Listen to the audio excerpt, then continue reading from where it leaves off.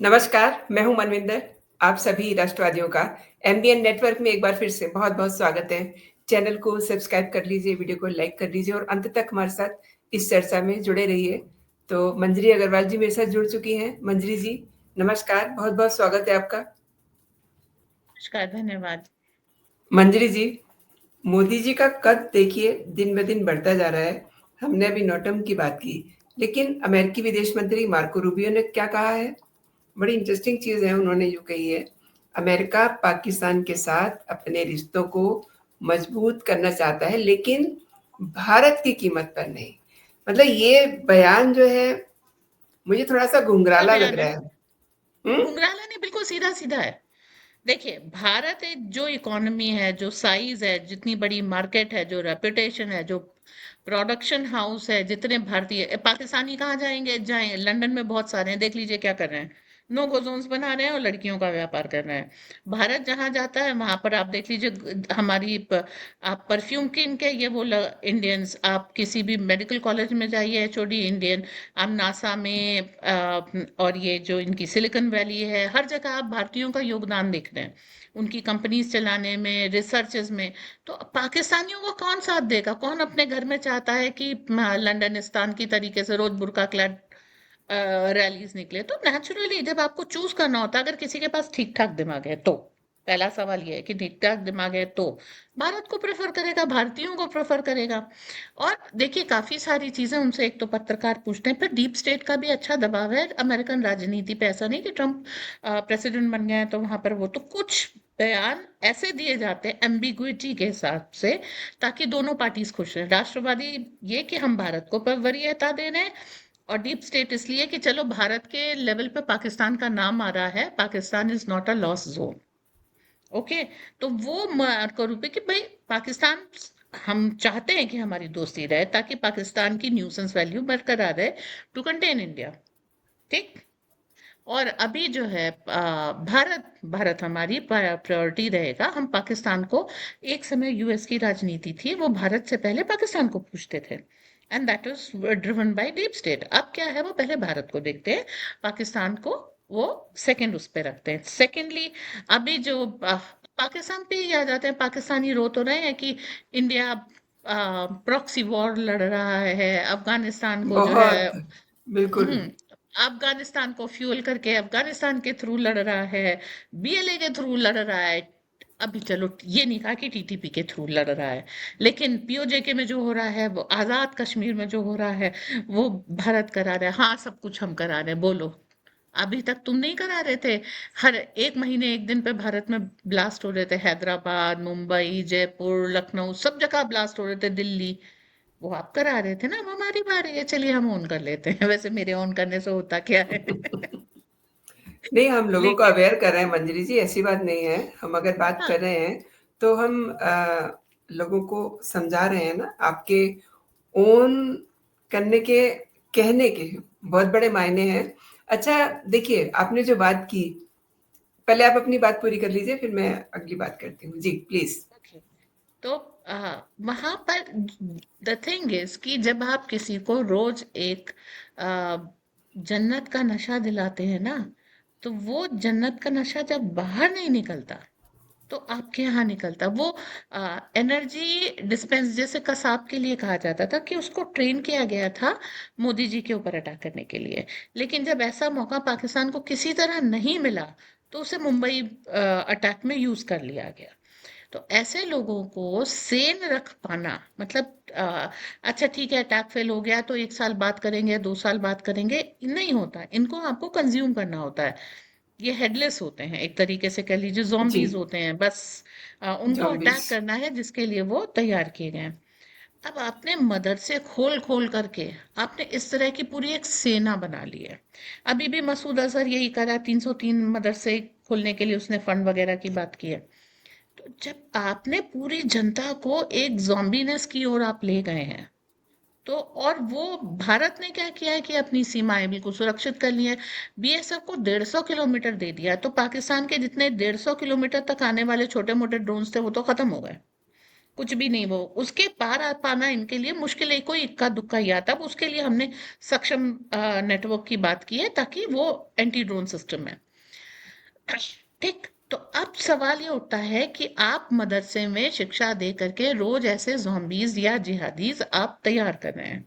जब वो कहीं नहीं जा पाएँगे और उनको एक जने ने कह दिया कि attack Pakistani army, they will attack Pakistani army, क्योंकि उनको सिर्फ अटैक करना, उनको सिर्फ लड़ना है।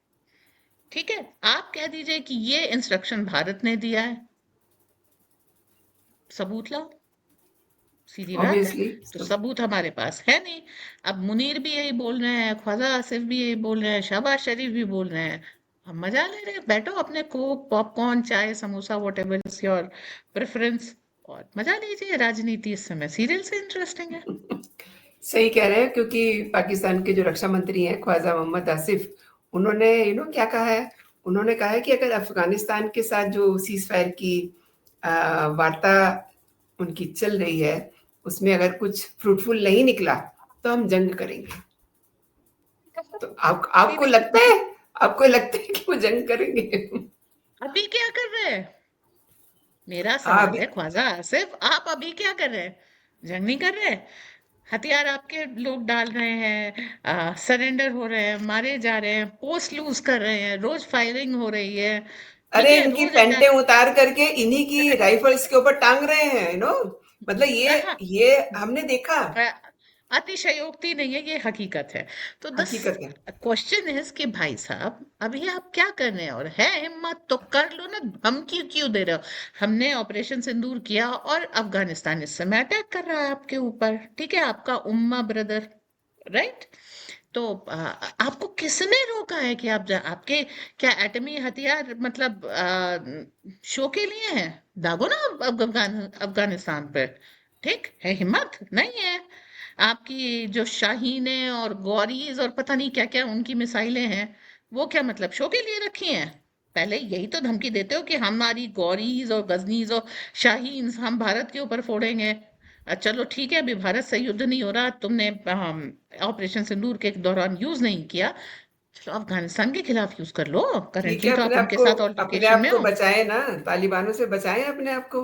तो सवाल वही चीज है जो हमने बोफोर्स के बॉम्ब्स के केस में देखी थी। करगिल में का जब युद्ध हो रहा था, हमें बोफोर्स तोपों के लिए गोलों की जरूरत थी। तो जब हमने मांगा स्वीडन से, तो उन्होंने एक हमको जवाब दिया कि हम पाकिस्तान के भी दोस्त हैं, इसलिए हम पाकिस्तान और भारत की जंग में किसी का साइड नहीं लेंगे, हम आपको बोफोर्स का गोला नहीं देंगे। तो भारत को उस चलते युद्ध में एक लाइव बम को हमने बहुत केयरफुली डिसेक्ट किया, उसके सारे रेडियस और उसका सब कुछ देखा, होममेड गोला बनाया, और फिर बोफोर्स यूज की गई है। That was after the war started. Now that is the time when we knew the whole case कि आपको आत्मनिर्भर अपने हथियारों के मामले में बनना पड़ेगा। जितना भी आप विदेश से हथियार लेकर के आएंगे, उसका रिजल्ट ये निकलेगा कि आपको जैसे जनरल विपिन रावत वाला केस था कि हेलीकॉप्टर के ब्लेड एकदम से उल्टे घूमने पड़े और उनका अनक्रैशेबल चॉपर क्रैश कर गया, right? So this is what happens when you buy weapon from abroad. तो आपने आत्मनिर्भर भारत बनाया कि अब वही चीज आप पाकिस्तान के केस में वो करिए। उनकी शाहीनें, गौरीज, उनके F-35 जे और ये F-16 सब ग्राउंडेड हैं, कारण उनको वो यूज करने के लिए परमिशंस लग रही हैं। उनके पास ऑपरेशन सिंदूर के समय भी एटमी हथियार था, जो 4 रिक्टर स्केल के भूकंप आ रहे थे, हमने उनको नष्ट किया है। तो वो जो चीज थी जिसकी ये धमकियां दे रहे थे, वो गीदड़ भब की थी। एक्चुअली इनको हर ऐसी वेपनरी यूज करने के लिए अमेरिका की परमिशन लगेगी, जो मार्को रूबियो ने कहा कि हम भारत की बिना पे, भारत की कीमत पे पाकिस्तान को वरीयता नहीं देंगे। अब केस बदल चुका है थैंक्स टू ट्रम्प, राइट? पहले पाकिस्तान सर्वोपरि था, भारत सर्वोपरि है। तो अब उनको वो वेपन यूज करने के लिए परमिशन नहीं है, जिसके लिए कोई ताकत ही नहीं है। अच्छा, आर्मी इनकी डायपर और पाउडर और ये सब बनाने में लगी थी, इनकी लैंग्वेज में तिजारतें कर रही थी, बिजनेस। तो जैसे कि आप कहते हैं कि बनिए क्या लड़ेंगे, ठीक है, तो आपकी आर्मी तो पूरी बनिया हो गई है। क्या लड़ेगी, सही बात राइट? है।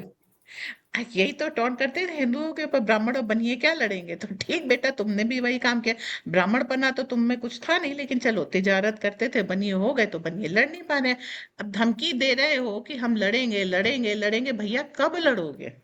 लड़ो ना, जब कितने लोग मरवा पाकिस्तान दिए अपने। तुम पर पूरा, जब अफगानिस्तान पूरे पाकिस्तान पे अधिकार कर लेगा, जब इधर से भारत पूरा पाकिस्तान ले लेगा, तब लड़ोगे क्या?